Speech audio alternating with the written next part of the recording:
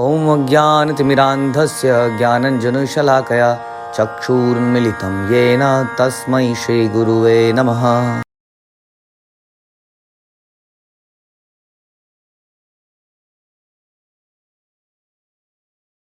Okay, इतना important discussion करने के बाद हम श्रीमद् भागवतम में आते हैं, यहाँ पे व्यक्ति कैसे अपनी सेंसेस को कंट्रोल किया जाए। श्रीमद् भागवतम श्रवण करने से ही आदमी का जो हृदय है एकदम हल्का हो जाता है। हाँ, इस श्रीमद् भागवत के श्रवण से ही आप समझेंगे कि कितना रस है। धीरे धीरे यदि आप इसको श्रवण करें तो अपने आप ही ये जो है ना, भोगेश्वरम प्रसक्ता नाम, यहाँ से चित्त हट जाता है, भोगों से चित्त हट जाता है, भगवान की कथा में लग जाता है।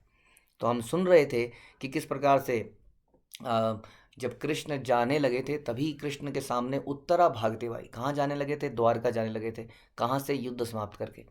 तभी उत्तरा भागवती आती है और उत्तरा इस प्रकार से बोलती है, जो कि अर्जुन की पत्नी थी, कि ये जो है हे कृष्ण, हाँ, बाण, एक दहकता हुआ बाण उनकी तरफ आ रहा था। वो क्या था? वो था ब्रह्मास्त्र। वो क्या था? एक ब्रह्मास्त्र था जो अश्वत्थामा ने छोड़ा था। और अंतिम वंशज को समाप्त करने, उत्तरा के पेट में पांडवों का अंतिम वंशज था, उसको मारने के लिए फिर से अश्वत्थामा ने एक बाण छोड़ा और वो भागती हुई भगवान के पास आई कि मेरे को बचाइए, वास्तव में मैं अपने बच्चे की रक्षा करना चाहती हूँ, चाहे मैं जल भी जाऊँ। क्योंकि हमने डिस्कस किया उनके उनके जो गर्भ में एक महान वैष्णव ने जन्म लेना था। तो हमने ये डिस्कस किया किस प्रकार अपने वैष्णवों की बचपन से ही हमें रक्षा करनी आवश्यकता है। हमने डिस्कस किया कि रक्षा करना किसको कहते हैं, उनकी चेतना की रक्षा की जाए ताकि बचपन से वो भगवान की भक्ति में लग सकें, जैसे कि ध्रुव महाराज, प्रहलाद महाराज और परीक्षित महाराज लगे थे। तो अचानक से सारे हमने सुना कि किस तरह से जब वो बाण आया तो पांडवों ने अपने अपने अस्त्र तुरंत उठा लिए, लेकिन वो बाण बहुत तेजी से आ रहा था। आगे सुनते हैं श्लोक संख्या 13। व्यसन्वीक्ष्य तेषां विषयात्मनां सुदर्शनेन स्वअस्त्रेण स्वानाम रक्षाम व्यधात विभु। सर्वशक्तिमान भगवान कृष्ण ने यह देखकर कि उनके अनन्य भक्तों पर जो पूर्ण रूप से उनके शरणागत हैं, महान संकट आने वाला है, उनकी रक्षा के लिए तुरंत अपना सुदर्शन चक्र उठा लिया। तो बहुत सारे इंपॉर्टेंट विषय हैं इस श्लोक के अंदर। सर्वशक्तिमान भगवान श्री कृष्ण, पहली बात तो ये समझना पड़ेगा कि शक्तिमान तो इस संसार में बहुत सारे लोग हैं, लेकिन सर्वशक्तिमान अगर कोई है तो कृष्ण है। यदि कोई कृष्ण से भी ज़्यादा शक्तिमान है तो कृष्ण भगवान नहीं हो सकते। इसलिए सर्वशक्तिमान भगवान कृष्ण ने देखा कि उनके अनन्य भक्तों पर जो पूर्ण रूप से उन पे शरणागत थे। अनन्य भक्त वही होता है जो पूर्ण रूप से शरणागत होता है। पूर्ण रूप से शरणागत का क्या अर्थ है? पूर्ण रूप से शरणागत अर्थ है कि हमें ये ज्ञात होना चाहिए कि कृष्ण ही हमारी रक्षा करेंगे। और यदि हमारी रक्षा नहीं हो पा रही है तो भी उसमें कृष्ण की ही कोई प्लानिंग है। Ultimately what ever Krishna does is for good. कैसे कहते हैं कि भगवान जो करता है अच्छा ही करता है। इस प्रकार से अनन्य भक्त जो होते हैं, जिनका सहारा संरक्षण और कोई नहीं होता है, वो एकमात्र कृष्ण पर डिपेंड करते हैं अपनी हर वस्तु के लिए। वो किसी देवी देवता पे डिपेंड नहीं करते हैं, वो किसी ज्योतिषी पे, किसी यज्ञकर्ता पे, अपना शनि का वो हटाने के लिए किसी चीज़ पे डिपेंड नहीं करते हैं। उनके शरणागत केवल कृष्ण होते हैं। कृष्ण के शरणागत वो होते हैं। तो उन्होंने, जब कृष्ण ने देखा कि मेरे अनन्य भक्त, तो भगवान जब अपने अनन्य भक्तों पर संकट देखते हैं तो उनकी तुरंत रक्षा करते हैं। भगवान की रक्षा भक्तों के समर्पण के आधार पर होती है। और ये बड़ा ऑब्वियस सा है, जैसा हमने डिस्कस किया था कि कोई व्यक्ति है जो 3-4 लोगों पे डिपेंडेंट है, हाँ, तो सभी लोग ये सोचेंगे ठीक है मैं ही थोड़ी हूँ, दूसरा कर लेगा, वो सोचेगा दूसरा कर लेगा, है कि नहीं? तो जब उन पे महान संकट आया तो भगवान ने अपना अस्त्र उठा लिया। अब भगवान ने तो गीता में ये प्रण लिया था कि मैं अपने अस्त्र को नहीं उठाऊंगा। तो यहाँ पर शिला प्रभुपाद बहुत सुंदर तरीके से बताते हैं कि किस प्रकार भगवान भक्त वत्सल हैं। वो एक सामान्य आदर्शवादी नहीं बनना चाहते हैं। कई बार कई आदर्शवादी होते हैं, कहते हैं मैं सच ही बोलूँगा, मैं सच के सिवा कुछ नहीं बोलूँगा। तो इस प्रकार से बहुत बड़े अपराध भी हो जाते हैं। हम सच बोलने का, पुण्य कर्म करने के चक्कर में कई बार अपराध कर देते हैं। जैसे कि हमने सुना था कि एक बार एक व्यक्ति को, उसके सामने, उसके पीछे एक गाय भाग रही थी और उसके पीछे से एक व्यक्ति उसको मारने के लिए भाग रहा था और गाय जान बचा के भाग रही थी। और तभी वहाँ एक व्यक्ति आता है, वो जो पीछे कसाई भाग रहा होता है, गाय थोड़ा सा आगे निकल जाती है, वो पूछता है भैया तुमने देखा गाय कहाँ को गई है? अब ये व्यक्ति आदर्शवादी ये सोचता है सच नहीं बोलूँगा तो बहुत बड़ा अपराध हो जाएगा। हाँ, तो कहता है कि हाँ जी गाय इधर को गई है। और इस तरह से वो गाय की हत्या का कारण बनता है। तो इसलिए सत्य की डेफिनेशन आपको भगवत गीता से ही मिलेगी। सत्य क्या है? जो दूसरों के लाभ के लिए हो, न केवल अच्छे तरीके से बोला जाए, न केवल सच हो। इसलिए कई बार झूठ भी सच होता है। क्यों? क्योंकि सबसे बड़ा झूठ में तो हम जीवन जी रहे हैं। सबसे बड़ा झूठ है कि मैं ये शरीर हूँ, जबकि मैं शरीर ही नहीं हूँ। तो इसी प्रकार से पूरा जीवन हमारा झूठ में जाता है और हम आदर्शवादी बनना चाहते हैं। तो भगवान को ऐसे आदर्शवादी नहीं बनना चाहते हैं। वो भक्तों के लिए अपने ही नियम भी तोड़ देते हैं उनकी रक्षा करने के लिए, क्योंकि भक्त वत्सल हैं, चाहे उसके बदले में उन्हें बदनामी क्यों ना लेनी पड़े। इसलिए भगवान ने अपना अस्त्र उठा लिया। तो बहुत इंपॉर्टेंट है, ऐसा भगवान उन्हीं के लिए करते हैं जो उन पर टोटली डिपेंडेंट हैं, शरणागति हैं। इसलिए हमें टोटल डिपेंडेंट बनना पड़ेगा। हाँ, और कोई नहीं, एकमात्र माम एकम शरणम व्रजा, इस प्रकार का भाव पैदा हमें करना पड़ेगा। और वास्तव में ये सच भी है कि ऑलरेडी अभी भी भगवान ही रक्षा कर रहे हैं। भगवान कई बार हमारी रक्षा हो सकता है, ये वर्षा के देवता, सूर्य देव, ये इन सब के देवताओं की वजह से के थ्रू माध्यम से कर रहे हो, हमारे माता पिता के माध्यम से कर रहे हो। लेकिन वो माता पिता देने वाले भी वही कृष्ण हैं, ये ध्यान रखना पड़ेगा। इसलिए एनीवे हर तरह से कृष्ण ही रक्षक हैं। बस ये मानने की बात है, अब समझना है कि हाँ कृष्ण ही रक्षक है और किसी के आगे हाथ नहीं फैलाना है। लेकिन भगवान के शुद्ध भक्त तो भगवान के सामने भी नहीं फैलाते हाथ। वो तो भगवान की सेवा करना चाहते हैं बदले में। हाँ, कहते हैं मारो भी राखो भी जो इच्छा तुम्हारी। अगर तुम्हें मारना ही है तो मार दीजिए, ये तो आपकी इच्छा है। ये जन्म भी आप ही की वजह से मिला, आप ही ने ये जन्म दिया। कोई प्रयोजन जरूर रहा होगा जन्म देने के पीछे। आप मेरे से कोई सेवा चाहते होंगे, अब वो सेवा नहीं चाहते होंगे। इसलिए यदि आप मुझे मारना चाहते हैं तो मुझे मार दीजिए। तो ऐसे भक्तों के लिए भगवान अपना सुदर्शन चक्र भी उठा लेते हैं। अंतस्था सर्वभूतानां आत्मा योग ईश्वर हरि स्वमायाय मायया आवृणोत गर्भम वैराट्य कुरुतंतवे। परम योगेश्वर श्री कृष्ण प्रत्येक व्यक्ति के हृदय में परमात्मा के रूप में निवास करते हैं। परमात्मा, तो यहाँ पर ये पुष्टि होती है कि परम योगेश्वर कृष्ण सबके हृदय में विद्यमान है। ठीक है, कहाँ पर विद्यमान है? हृदय में विद्यमान है। जहाँ पर आत्मा का स्थान है वहीं पर परमात्मा का स्थान है। यानी कि हमारे हृदय में दो जीव हैं, एक तो जीव है, एक जीव का मालिक है। हाँ, इस तरह से परमात्मा और आत्मा दोनों जीव के हृदय में रहते हैं। तो परम योगेश्वर कृष्ण प्रत्येक व्यक्ति के हृदय में परमात्मा के रूप में निवास करते हैं। अतएव कुरुवंश की संतति की रक्षा करने के लिए उन्होंने उत्तरा के गर्भ को अपने निजी शक्ति से आवृत कर लिया, ढक लिया। उत्तरा के गर्भ को, जहां पर ब्रह्मास्त्र छोड़ा गया था, उस गर्भ को ढक लिया, क्योंकि और कोई चारा नहीं था। क्योंकि पांडवों के पास इतना रिएक्शन करने का समय ही नहीं था, हाँ, कि उसको काट सकें। इसी प्रकार से कितने भी आप बलशाली बन जाइए, कितने भी सिक्योरिटी सिस्टम घर के अंदर लगा लीजिए, क्या क्या नहीं कर लीजिए, कि सीसीटीवी कैमरा, आपके गनमैन आपके कमरे के बाहर खड़े हो, आप बाथरूम जाएंगे, बाथरूम में साबुन की टिक्की पे आपका पाँव पड़ेगा, आप नीचे गिरेंगे, सर फूटेगा और मर जाएंगे। अब बताइए उस वक्त गनमैन क्या करेगा, सीसीटीवी कैमरा क्या करेगा? तो वास्तव में ये जीवन जो है, कमल दल जल जीवन टलमल, ये कमल के पत्ते के ऊपर गिरा हुआ पानी का बूंद है जो कभी भी एकदम से फिसल के गिर जाती है। तो हमारे जीवन में हम कितने भी शक्तिशाली बन जाएं, हम अपने लिए कितने भी सिक्योरिटी सिस्टम बना लें, कितना भी धन अर्जित कर लें, मेरे बैंक में इतना बैलेंस है, यहाँ पर ये है, यहाँ पर ये है, फिर भी आप देखेंगे जीवन में ऐसा समय आएगा कि हम हताश हो जाएंगे, हम कुछ नहीं कर पाएंगे। इसलिए हमें हमेशा अपनी शक्ति पर विश्वास, कॉन्फिडेंस ना होकर कृष्ण पे विश्वास रखना पड़ेगा। उसके लिए उनको शरणागति में जाना पड़ेगा, उनकी शरणागति में जाना पड़ेगा। तो इसलिए वो रिएक्ट कर ही नहीं पाए। तो भगवान ने क्या किया? अपनी शक्ति से, क्योंकि वो तो सबके हृदय में ऑलरेडी हैं, उसको ढक लिया। यानी कि अब जो अटैक होगा किस पे होगा? वो भगवान के ऊपर होगा। तो भगवान अपनी अपनी शक्ति से ही उसके गर्भ को ढक लिया। यद्यपि अस्त्रम ब्रह्म शिर तू अमोघम च अप्रतिक्रियम वैष्णवम नेतेज आसाद्य समशाम्यत भृगु उद्वह। हे शौनक, यद्यपि अश्वत्थामा द्वारा छोड़ा गया परम ब्रह्मास्त्र अमोघ था, यानी कि उसका कोई काट नहीं थी, और उसका निवारण नहीं था, लेकिन विष्णु कृष्ण के तेज के समक्ष वह निष्क्रिय हो गया और व्यर्थ हो गया। क्योंकि अभी हमने सुना सर्वशक्तिमान भगवान, ऐसा कौन सा अस्त्र है, हाँ, जो भगवान को ही काट दे? हमने सुना था कि लक्ष्मण के सामने जब इंद्रजीत का युद्ध होता है तो इंद्रजीत अपना बाण छोड़ता है, वो देखता है ब्रह्मास्त्र छोड़ता है, और ब्रह्मास्त्र जिसका कोई काट नहीं है वो लक्ष्मण के आगे जाके ब्रह्मा जी प्रणाम करते हैं और अस्त्र वापस।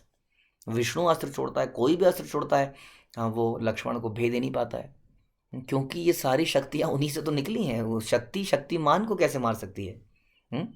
तो तब इंद्रजीत को ये ज्ञात हो जाता है कि ये जो राम लक्ष्मण है ये कोई साधारण व्यक्ति नहीं है, ये तो स्वयं नारायण ही है। लेकिन रावण उसकी बात को नहीं मान पाता। इसी तरह से हम यहाँ देखते हैं कि भगवान की शक्ति के आगे भगवान कोई और चीज़ कैसे काम कर सकती है। तो यही एक चीज़ साबित कर सकती है कि क्यों हमें किसी चीज़ का भय है संसार में। जब हमारे साथ कृष्ण है, कौन हमें मार सकता है? राखे कृष्ण मारे के, कौन हमें मार सकता है? जब ब्रह्मास्त्र हमें नहीं कर सकता, और एनीवे आत्मा को तो एनीवे कोई सा भी अस्त्र सुखा नहीं सकता, काट नहीं सकता, ये आप पहले से जानते हैं। तो भगवान ने ऑलरेडी हमें इतने सारे कवच बना रखे हैं, ऑलरेडी हमारी रचना ऐसी कर रखी है कि संसार की कोई भी वस्तु हमें समाप्त नहीं कर सकती। तो इस प्रकार से भगवान ने अपनी शक्ति से उस ब्रह्मास्त्र को काट दिया, या वो वेस्ट हो गया, बेकार हो गया, और उत्तरा के गर्भ की रक्षा हो गई। मामंस्था हि एतत् आश्चर्यं सर्व आश्चर्यमय उच्यते, यह इदं मायया देव्या सृजति अवति हन्ति अजः। हे ब्राह्मणों, इस गुह्य तथा अच्युत भगवान के कार्यकलापों के विषय आश्चर्यजनक है, मत सोचो। ऐसा मत सोचो कि ये कैसे भगन दिया भगवान ने, ओ क्या अद्भुत है, ब्रह्मास्त्र को काट दिया, क्योंकि भगवान की शक्तियाँ अचिंत्य हैं। क्या आश्चर्य करें उनके बारे में? वे अपनी दिव्य शक्ति से समस्त भौतिक वस्तुओं का सृजन करते हैं, यानी क्रिएट करते हैं सारी चीज़ों अपनी शक्ति से। ये जो भी हम देख रहे हैं अपने आसपास, ये संसार, ये ब्रह्मांड, ये कितने सारे ब्रह्मांड, ये सारे भगवान की शक्ति से क्रिएट होते हैं, आते हैं संसार में, उनका पालन होता है। हाँ, पालन करने वाले वही हैं, क्योंकि हमें हवा, पानी, आहार, जल, सब कुछ देने वाले कौन है? यही भगवान है, यही हमारा पालन करना है। और कौन कर रहा है पालन, बताइए? ये ऑटोमेटिक है कि संसार में ऑक्सीजन आई जा रही है, ये पानी जल जल आ रहा है कहीं से, हम तो कुछ नहीं, कोई भी संसार का साइंटिस्ट कोई फैक्ट्री नहीं खोल रहा उसके लिए, कुछ नहीं कर रहा, पर ये सारी वस्तुएं हमें डेली मिल रही हैं, जिनके बिना हम एक दिन भी नहीं रह सकते। तो इसलिए वो सारी सृष्टि का पालन भी कर रहे हैं और संहार भी करते हैं समय आने पर, यद्यपि वो स्वयं अजन्मा है, लेकिन ये सारी क्रिएशन वो करते हैं। तो यहाँ पर इसलिए बताया जाता है, प्रभुपाद बताते हैं कि भगवान 100% पूर्ण है, जबकि दूसरे अर्थात नारायण, ब्रह्मा, शिव, देवतागण, अन्य सारे जीवों में ऐसी पूर्णता का कुछ प्रतिशत पाया जाता है कि नहीं? भगवान की शक्तियों का कुछ कुछ प्रतिशत हम देखते हैं। जैसे कि हम कहते हैं कि ब्रह्मा जी में 50 गुण या 50 कलाएं, या क्या कहिए उसको, ये पाई जाती हैं। उसके बाद शिव में 55 हैं, और फिर उसके बाद नारायण में 60 हैं, और फिर कृष्ण में 64 हैं। तो इस प्रकार से सब में कुछ कुछ है, लेकिन कृष्ण क्या है? संपूर्ण है, वो अद्वितीय है, उनसे बड़ा कोई भी नहीं है। तो फिर क्या हुआ? तेज जब एकदम से अस्त्र कट गया, ब्रह्म तेजा विनिर्मुक्त आत्मजय सह कृष्णया पर्याण अभिमुखम कृष्णम इदम आह पृथा सती। इस प्रकार ब्रह्मास्त्र के विकीर्ण से बचकर भगवान की भक्त सती कुंती ने अपने 5 पुत्रों तथा द्रौपदी सहित घर के लिए प्रस्थान करने को उद्यत श्री कृष्ण को इस तरह संबोधित किया। तो भगवान ने उत्तरा के गर्भ की रक्षा करी, और उसके बाद युद्ध समाप्त हो ही गया था। भगवान ने कहा चलो जी, यह आखिरी काम भी हो गया, अब इसके गर्भ की रक्षा हुई, एक महान राजा उनके गर्भ से पैदा होगा, जो कि राजा परीक्षित बने उत्तरा के गर्भ से। तो इस प्रकार से भगवान ने कहा अब मुझे चलना चाहिए, चलने का समय हो गया, I am going back to Dwarka. तभी पांडवों की माता कुंती महारानी वहाँ पर पहुँच गई, और कुंती महारानी अपने 5 पुत्रों के साथ, द्रौपदी के साथ वहाँ पर आई, और भगवान कृष्ण से ये कहने लगी। ये बहुत ही इंपॉर्टेंट प्रेयर्स हैं, प्रेयर्स ऑफ कुंती महारानी, जो कुंती महारानी भगवान के प्रति अपना ग्रैटिट्यूड, अपनी कृतज्ञता व्यक्त करती है, भगवान के सामने प्रार्थना करती है। ये प्रार्थनाएं सुनने मात्र से जीव स्वच्छ हो जाता है, मुक्त हो जाता है। इसलिए इन प्रार्थनाओं को शिला प्रभुपाद बहुत पसंद करते थे, और शिला प्रभुपाद ने एक पुस्तक भी निकाली अलग से, कुंती महारानी की प्रार्थनाएं। तो इन प्रार्थनाओं को हमें ध्यान से सुनना चाहिए, ये एक महानतम भक्त की प्रार्थना है। तो उन्होंने संबोधित किया। प्रभुपाद कहते हैं कि भगवान का सच्चा भक्त कभी किसी से संकट उबारने के लिए उसके पास गिरता नहीं है, जैसे अभी अभी हमने डिस्कस किया। वो हर हालत में भगवान से ही प्रार्थना करता है। कुंत्या उवाच, श्रीमती कुंती ने कहा, नमस्ये पुरुषं त्वा आद्यम ईश्वरं प्रकृते परम अलक्ष्यम सर्वभूतानाम अन्यः बहि अवस्थितम। श्रीमती कुंती ने कहा, हे कृष्ण, मैं आपको नमस्कार करती हूँ क्योंकि आप ही आदि पुरुष हैं और इस भौतिक जगत के गुणों से निर्लिप्त हैं। नमस्कार करना भक्ति के एक अंग, हम जानते हैं ना, जैसे बोलते हैं मन मना भव मद्भक्तो मद्याजी माम नमस्कुरु। अगर कोई नमस्कार भी करता है, सर झुकाता है भगवान के आगे, तो वो भी भगवान उसको आशीर्वाद देते हैं। इवन सर झुकाने से आगे तो डिपेंड करेगा हम कितना समर्पण करते हैं उसके ऊपर, लेकिन केवल मात्र सर झुकाने से भी भगवान की कृपा में प्राप्त होती है। तो यहाँ पर वो नमस्कार करती हैं। जैसे कि हमारा कल्चर था भारतवर्ष में, घर में कोई आता था तो हम क्या करते थे, नमस्ते, नमस्कार, या अब हम क्या कहते हैं, हरे कृष्णा। तो इस प्रकार का जो कल्चर है ये बड़ा अच्छा कल्चर है। आजकल तो है ही नहीं, आजकल तो hi uncle, how are you, this is not the Vedic culture. सर झुकाना, प्रणाम करना, ये जो है हमारा कल्चर है। और इस तरह से करते करते करते भगवान के सामने सर झुकाना एक सहज क्रिया बन जाती है। हमारे जितने भी ऐसे लोग हैं जो पुराने कल्चर से हैं, वो किसी मंदिर के सामने जाते हैं, अपने आप ही ऐसा हो जाते हैं। आजकल कोई सर झुकाना ही नहीं चाहता है। वो कहते हैं सर कटा सकते हैं लेकिन सर झुका सकते नहीं। तो ऐसी जब ऐसी पद्धति, ऐसी चीज़ें पढ़ाई जाएंगी, सिखाई जाएंगी, तो कैसे कोई सर झुकाएगा। तो यहाँ पर सबसे पहले वो उनको नमस्कार करती हैं।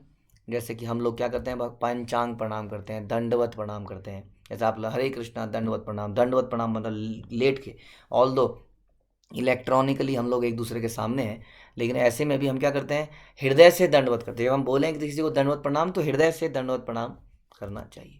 ठीक है।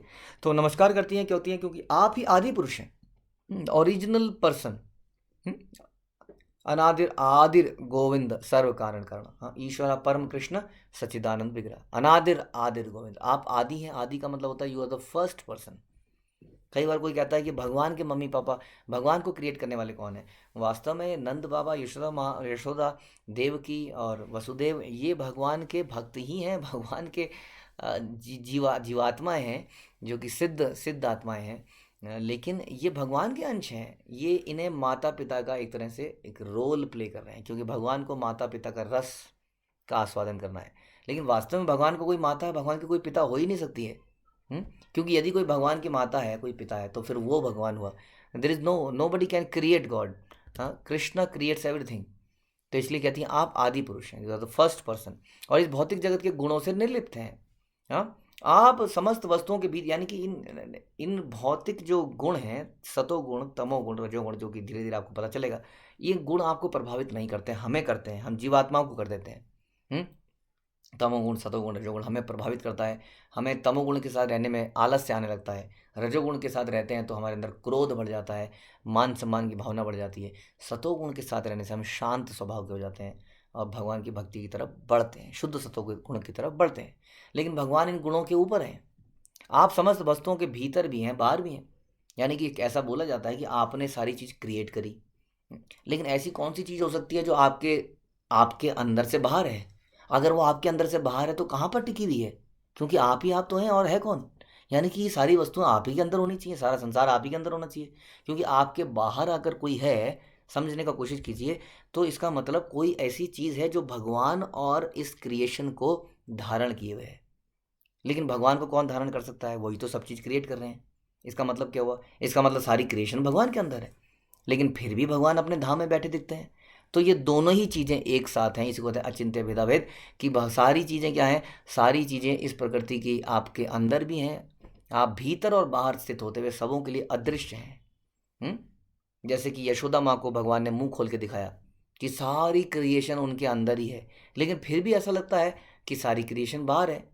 तो इस प्रकार से भगवान की शक्ति है जिसको समझना बड़ा ही मुश्किल है। कि कैसे वो बाहर भी रह सकते हैं, कैसे वो अंदर भी रह सकते हैं, फिर भी सबके अदृश्य रहते हैं।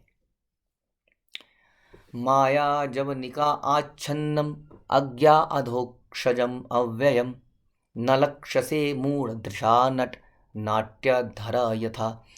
सीमित इंद्रिय ज्ञान के से परे होने के कारण आप ठग नहीं सकती माया के पर्दे से ढके रहने वाले शाश्वत अव्यय तत्व हैं। सीमित इंद्रिय ज्ञान, हमारा ज्ञान कितना है, सीमित है। सबसे इंटेलिजेंट आदमी भी कोई संसार का होगा, उसका ज्ञान भी सीमित है कि नहीं? वो कुछ चीज़ों को जानता है जो उसने किताबें पढ़ी हैं, वास्तव में जानता नहीं है कि क्रिएशन के पीछे है कौन, कौन ये क्रिएट कर रहा है, भगवान कैसे सारे ब्रह्मांडों को अपनी अपनी धुरी पे चला रहे हैं, कैसे ये मौसम आ रहे हैं सूर्य के अपने अपने जगह बदलने की वजह से कैसे मौसम बदल जाते हैं, कैसे सारी जो प्लैनेट हैं वो उसी स्पीड पर, एग्जैक्टली उसी स्पीड पर सारे भाग रहे हैं। इसी कारण से हम प्रिडिक्ट कर सकते हैं कि नेक्स्ट सूर्य ग्रहण कब आएगा, चंद्र ग्रहण कब आएगा, अगले दिन सनसेट कब होगा, 6 महीने बाद सनराइज कब होगा। यानी कि कितनी परफेक्शन है इन चीज़ों के चलने में। हम किसी को बोलते हैं आप कितने बजे आएंगे, मैं आ जाऊंगा जी 8 बजे। 8 बजे का मतलब सुनने वाला कहने वाला दोनों समझ रहे हैं कि 8 के 8:30 भी हो सकते हैं, 7:45 भी हो सकते हैं। हम कभी भी नहीं कह सकते कि हम 8 बजे डॉट आ जाएंगे। हम कोशिश करते हैं कि क्लास को 7:30 बजे डॉट चलाएं, लेकिन कभी कभी कुछ ना कुछ ऐसा आ जाता है कि नहीं चल पाती है। तो देखिए हमारे छोटी छोटे प्रयासों में कितनी इम्परफेक्शन है, और भगवान के इतने बड़े प्रयास में कितनी बड़ी परफेक्शन है। इसी से हम देख सकते हैं। हाँ, कोई भी सेकंड से भी मूवमेंट इधर उधर नहीं होती है प्लानिटरी सिस्टम में या किसी भी चीज़ में। तो इसलिए उनकी जो शक्तियाँ हैं वो हमारी सीमित इंद्रिय ज्ञान के परे हैं। आप ठगनी शक्ति यानी कि माया के पर्दे से ढके रहने वाले शाश्वत अव्यय तत्व हैं। यानी कि आप शाश्वत हैं, लेकिन आप ढके जाते हैं किससे? माया के पर्दे से। जैसे कि हमने भगवत गीता में सुना कि भोगेश्वरम प्रसक्ता नाम, जो व्यक्ति भोगों में आसक्त रहता है वो भगवान को जान ही नहीं सकता है। इस प्रकार से उसकी बुद्धि कौन ढक लेती है? माया ढक लेती है। क्यों क्यों ढक लेती है? क्योंकि उसको भोगने की इच्छा पैदा हो जाती है। इसलिए वो व्यक्ति भगवान को नहीं जान सकता है। आप अपनी माया शक्ति से ढके जाते हैं, शाश्वत तत्व है। आप मूर्ख दर्शक के लिए ठीक उसी प्रकार अदृश्य रहते हैं जिस प्रकार अभिनेता के वस्त्र पहना हुआ कलाकार पहचान में नहीं आता है कि नहीं? कई बार कोई प्ले करता है व्यक्ति, हाँ दाढ़ी वाड़ी लगा लेता है, कुछ मेकअप करके आता है, हम कहते हैं अरे ये कौन है, हाँ पहचान में नहीं आता। फिर कोई बोलता है ये तो ये वाले प्रभु हैं, या ये तो प्रभु है ही नहीं, ये तो माता है जो प्रभु बनी हुई है। हम्म? चैतन्य महाप्रभु के चैतन्य चरितमृत में सुनते हैं कि किस प्रकार से वो लक्ष्मी का रोल अदा करते हैं, रुक्मणी का रोल अदा करते हैं, और कोई पहचान ही नहीं पाता है कि ये चैतन्य महाप्रभु हैं। इतना परफेक्टली वो करते हैं। तो अभिनेता भी कई बार पहचान में नहीं आता है। उसी प्रकार से भगवान मूर्ख व्यक्ति के सामने अदृश्य रहते हैं, वो उन्हें पहचान ही नहीं पाता है। जैसे दुर्योधन है, शिशुपाल है इत्यादि आजकल के जितने भी नास्तिक लोग हैं जो भगवान को पहचानते नहीं, वो कहते हैं ये तो छलिया है, ये तो माखन चोर है, ये तो ये है। तो मूर्ख व्यक्ति के सामने भगवान हमेशा अदृश्य रहते हैं, लेकिन भगवान के भक्त उनको पहचान लेते हैं। भक्त्या माम अभी जानाति, क्योंकि वो भक्तों के सामने अपने रूप को रिवील कर देते हैं। ठीक है, तो बहुत ही सुंदर प्रार्थनाएं, ग्लोरिफिकेशन, विनम्र, सब कुछ इसके अंदर आएगा। कुंती महारानी इसको करेगी और हम अपने इसको सुनकर अपने जीवन को पवित्र बनाने का प्रयास करेंगे। हरे कृष्णा। ग्रंथराज श्रीमद् भागवत की जय, श्रील प्रभुपाद की जय।